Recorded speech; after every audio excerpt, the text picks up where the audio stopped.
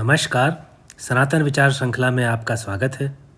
आज के वीडियो के अंदर पुनर्जन्म की एक कहानी है जिसे रीबर्थ कहते हैं और ये कहानी लगभग 5000 साल पहले लिखी गई थी। यह सनातन शास्त्रों में ही इस प्रकार का ज्ञान मिलेगा। इस कहानी के अंदर एक राजा मरने के बाद में कुत्ते का जन्म लेता है, फिर उसके बाद में सियार का जन्म लेता है, फिर भेड़िए का जन्म लेता है, फिर कौए का जन्म लेता है, फिर मोर का जन्म लेता है और उसके बाद के जन्म में एक राजा के यहाँ जन्म लेता है। तब जा कर के उसको जो पूर्व जन्म के अंदर उसकी रानी थी राजा की, उसके साथ में उसका विवाह होता है। यह एक ज्ञान देने के लिए लिखी गई कहानी है, नैतिक शिक्षा की कहानी है। यह वीडियो के अंत में देखेंगे कि इस कहानी से कितनी सुंदर शिक्षा मिलती है।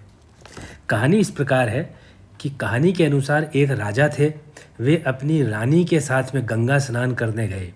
जैसे ही गंगा स्नान करके दोनों और राजा और रानी बाहर आए, वैसे ही उनको एक पाखंडी झूठा ब्राह्मण मिला। राजा ने उस ब्राह्मण को झूठा और पाखंडी जानते हुए भी एक ब्राह्मण के जैसा सम्मान दिया, जो उनकी रानी को बिल्कुल भी अच्छा नहीं लगा। रानी ने कुछ कहा तो नहीं, लेकिन वे ये जान गई कि पाखंडी को सम्मान देने का अपराध राजा ने किया है, इसलिए इसका फल तो राजा को भोगना ही पड़ेगा। उसके बाद में ये बात आई और गई। धीरे धीरे राजा की आयु बढ़ती चली गई और एक दिन राजा की मृत्यु हो गई। राजा के मर जाने से रानी भी बहुत दुखी हुई और रानी ने प्राण त्याग दिए। अब चूंकि मरने से पहले राजा ने उपवास की अवस्था में पाखंडी को सम्मान दिया था, इसलिए उस पाप के कारण राजा को अगला जन्म कुत्ते का मिला। और चूंकि रानी शुभ लक्षणा स्त्री थी, इसलिए उसका जन्म काशी के महाराजा के घर राजकुमारी के रूप में हुआ। वह रानी, जिसका पूर्व जन्म में नाम शैव्या था, वह अपने पूर्व जीवन की सारी बातें उसको वैसी की वैसी याद थी, क्योंकि वह पूरे जीवन भर ईश्वर की भक्ति में नियम से लगी रही। अब वह राजकुमारी धीरे धीरे बड़ी होने लगी तो काशी के महाराज को अपनी जवान बेटी के विवाह की चिंता सताने लगी। इसलिए काशी नरेश ने अपनी बेटी के स्वयंवर करवाने की इच्छा की, जिसे राजकुमारी ने रुकवा दिया। क्योंकि राजकुमारी अपने पिता की लाडली थी, इसलिए पिता ने भी बेटी की बात मान ली। अब चूंकि मरने से पहले राजा ने उपवास की अवस्था में एक बार पाखंडी को सम्मान दिया था, इसलिए उस पाप के कारण राजा को यह जन्म तो कुत्ते का मिला था। रानी को अपने पूर्व जन्म के अध्यास से यह पता था कि मेरे जो पति हैं वे इस समय कुत्ता बन करके जी रहे हैं, तो इसलिए उसको पूर्व जन्म की सारी बातें याद थी। होता क्या है कि काशी नरेश की जो बेटी थी, उसने उस कुत्ते की स्थिति को खोजने के लिए जैसे ही ध्यान किया, उसको वह कुत्ता नजर आया कि वह इस समय विदिशा नगर में है। अपने पति से मिलने के लिए राजकुमारी जो थी विदिशा पहुंची, क्योंकि था तो उसका पति ही जो राजा था वो कुत्ता बना था। और उस कुत्ते को उसने खोज लिया जो कि पूर्व जन्म में उसका पति था। राजकुमारी ने उस कुत्ते को बहुत सम्मान के साथ अच्छा भोजन कराया और कुत्ते से कहा, आप पिछले जन्म में मेरे पति थे और गंगा स्नान के बाद आपने एक पाखंडी का सम्मान किया था, उसी पाप के कारण आपको कुत्ते का जन्म मिला है। मैं आपके मनुष्य योनि में जन्म लेने का इंतजार करूंगी, तभी मैं आपसे विवाह कर पाऊंगी, क्योंकि मुझे तो केवल आपसे ही विवाह करना है। क्योंकि राजकुमारी के पास दिव्य शक्ति थी, इसलिए कुत्ते को भी राजकुमारी की बात समझ में आ गई और नया जीवन लेने के लिए कुत्ते ने अपने प्राण त्याग दिए। इस प्रकार हुआ। अब इस कुत्ते का नया जन्म मनुष्य योनि में ना होकर के एक सियार के रूप में हुआ।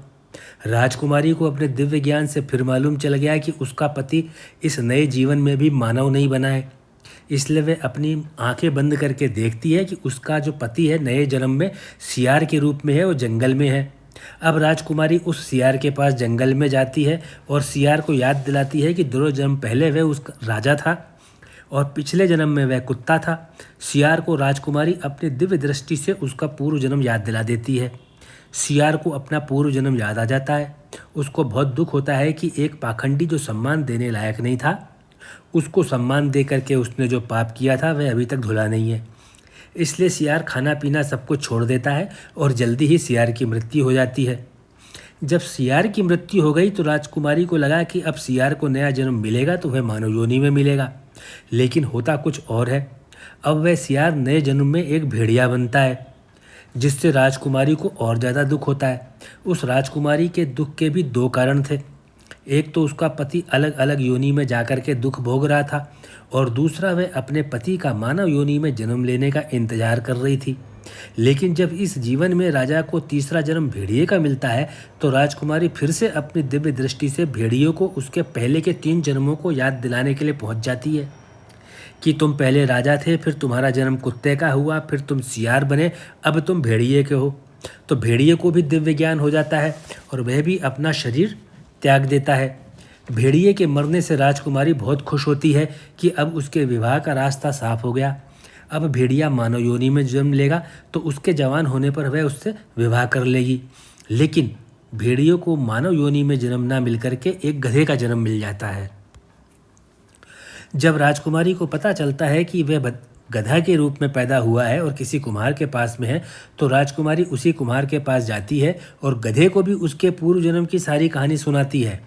जब सब कुछ जानने के बाद में और समझने के बाद गधे ने भी निश्चय किया कि वह भी अपना शरीर त्याग देगा, और वैसा ही होता है। शरीर त्याग कर मृत्यु को प्राप्त होता है, लेकिन फिर उसे मानव योनि में जन्म नहीं मिलता, उसे एक कौवे का जन्म मिलता है। राजकुमारी फिर उस कौवे को अपने पास बुलाती है और वही सारा कुछ समझाती है। कौवा भी अपना शरीर त्याग देता है, फिर से उसका नया जन्म मानव योनि में होना चाहिए था, ऐसा राजकुमारी सोच रही थी, लेकिन वह मोर यानी मयूर का जन्म लेता है। राजकुमारी फिर से मयूर को उसके पिछले जन्म के बारे में सारी चीज़ बताती है, तो मयूर को भी लगता है कि मुझे अपने प्राण त्याग करके मानव जीवन मिलने के यत्न करने चाहिए, और ऐसा विचार करके मयूर भी प्राण त्याग देता है। अब मोर का नया जन्म होता है। अब जाकर के राजकुमारी की प्रार्थना स्वीकार होती है। मतलब राजा पहले कुत्ता बना, फिर सियार बना, फिर भेड़िया बना, फिर गधा बना, फिर कौवा बना, और फिर जाकर के मोर बना। अब जाकर के इस जन्म के अंदर वह राजकुमार की तरह उसका जन्म होता है एक राजा के बेटे के यहाँ पे, और राजकुमार को एक राजा के यहाँ पुत्र का जन्म मिलता है। जैसे ही राजकुमारी को पता चलता है कि उसके पूर्व जन्म के पति का जन्म राजकुमार में हुआ है, राजकुमार के रूप में हुआ है, वह अधीर और व्याकुल हो जाती है।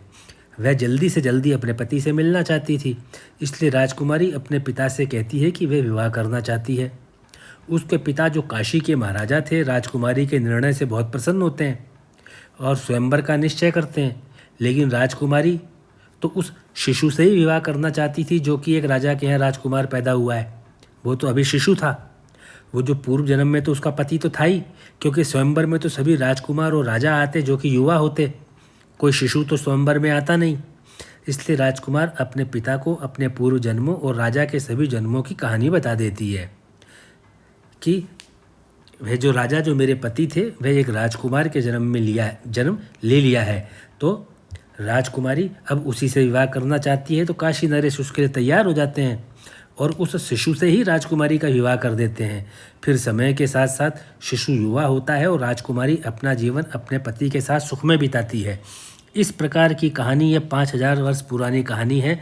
यह कहानी श्री विष्णु पुराण का एक अंश है। यह कोई हमारी बनाई हुई कहानी नहीं है, श्री विष्णु पुराण में लिखी हुई कहानी है। यह कहानी हमें बताती है कि पूर्व काल में भारतीय समाज कितना सभ्य था। तभी ज्ञान देने के लिए इस कहानी के माध्यम से बताया गया है कि पाखंडी, दुराचारी, झूठ बोलने वाले, दुष्ट प्रकृति वाले, स्वार्थी लोगों का वाणी से भी आदर नहीं करना चाहिए। ऐसे लोगों से हमेशा दूरी बनाकर रखनी चाहिए, तभी सब समाज का निर्माण हो सकेगा। क्योंकि जब हम पाखंडी, दुराचारी, झूठ बोलने वाले लोगों को अपने से दूर करेंगे तो लोग बाग इन आदतों को अपनाने से भी दूर जाएंगे। तो इस प्रकार का समाज बनाने के लिए इस प्रकार की कहानी पुराण के अंदर डाली गई है। अब कहानी का आधार क्या है, इस विषय के ऊपर हम बात नहीं कर रहे हैं। इस कहानी का मोरल जो महत्ता जो है उस पर बात कर रहे हैं कि यह उसी समाज के अंदर सोचा जा सकता है जो समाज अपने चरित्र निर्माण के बारे में सोचता है। तो यानी कि भारतीय समाज आज के 5-10 हज़ार साल पहले भी अपने समाज के चरित्र निर्माण के बारे में विचार करता था, तभी संभव हो सका कि इस प्रकार की कहानी विष्णु पुराण का एक अंश बनी। तो जब आप ये कहानी सुना है तो आपने इस कहानी का आधार और इस कहानी को लिखने का भाव भी आपके समझ में आया है। तो इसी वजह से जो पुराण है भारतीय समाज के अंदर हजारों साल तक जीवित रह सके, किसी भी साहित्य को जिंदा रखने के लिए समाज के अंदर उस साहित्य से क्या सीखने को मिलता है, यह महत्वपूर्ण है। अगर वह साहित्य अच्छी चीज़ सिखाता है, जिस प्रकार से पुराण है, सनातन शास्त्र है, तभी जाकर के उनको अपने जीवन का आधार मिलता है। तो मेरी आपसे प्रार्थना है कि जो आपने वीडियो सुना, इसको आप 1-2 बार सुनिए, अपने मित्रों से, सहयोगियों से इस पर चर्चा कीजिए। और जो आपने वर्तमान के अंदर ये वीडियो देखने और सुनने में अपना बहुमूल्य समय का अंश दिया, उसके लिए मैं आपका आभारी हूँ और बहुत बहुत धन्यवाद देता हूँ।